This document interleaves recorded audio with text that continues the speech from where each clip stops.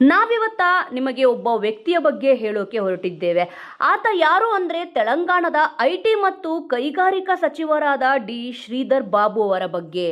ಇನ್ನು ಪಾರ್ಲಿಮೆಂಟಲ್ಲಿ ಅದೆಷ್ಟೋ ಸಚಿವರು ಇರುವಾಗ ಡಿ ಶ್ರೀಧರ್ ಬಾಬು ಅವರ ಬಗ್ಗೆ ಯಾಕೆ ಪ್ರಸ್ತಾಪ ಬಂತು ಅಂತ ನೋಡಿದ್ರೆ, ಸಚಿವರು ಅಂತ ಪಟ್ಟವನ್ನು ಹೊತ್ತ ತಕ್ಷಣವೇ ಅದೆಷ್ಟೋ ಸಚಿವರಿಗೆ ಅವರ ಸೆಕ್ಯೂರಿಟಿಗಾಗಿ, ಬಾಡಿಗಾರ್ಡ್ಗಾಗಿ ಒಬ್ಬರಲ್ಲ ಇಬ್ಬರು ಡ್ರೈವರ್ಗಳನ್ನು ಕೂಡ ಇಟ್ಟಿರುತ್ತಾರೆ.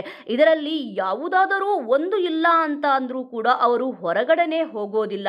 ಸಚಿವರು ಅಂತದ್ರಲ್ಲಿ ಡಿ ಶ್ರೀಧರ್ ಬಾಬು ಅವರು ಅದೆಲ್ಲ ಇದ್ದೂ ಕೂಡ ಅದ್ಯಾವುದನ್ನು ಕೂಡ ದುರುಪಯೋಗವನ್ನು ಪಡಿಸಿಕೊಳ್ಳದೆ ಅದೆಷ್ಟೋ ಜನಪ್ರತಿನಿಧಿಗಳ ಕಾರ್ಯಕ್ರಮಕ್ಕೆ ಒಬ್ಬರೇ ಹೋಗುತ್ತಾರೆ.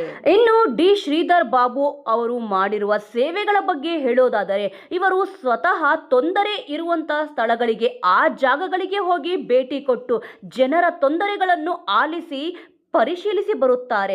ತೆಲಂಗಾಣದ ಜನಗಳಿಗೆ ಇವರು ಬಹಳ ಒಳ್ಳೆಯ ಕೆಲಸಗಳನ್ನು ಮಾಡಿದ್ದಾರೆ.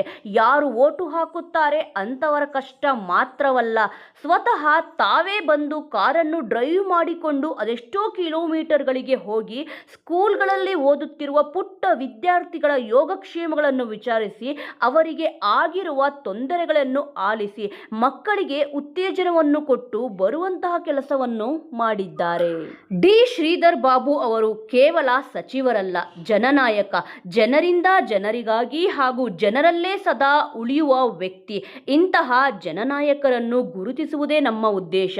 ಇಂಥವರ ಬಗ್ಗೆ ನಿಮ್ಮ ಅನಿಸಿಕೆ ಏನೆಂಬುದನ್ನು ತಪ್ಪದೆ ಕಮೆಂಟ್ ಮೂಲಕ ತಿಳಿಸಿ. ಮುಂದಿನ ವಿಡಿಯೋದೊಂದಿಗೆ ಮತ್ತೆ ಸಿಗೋಣ.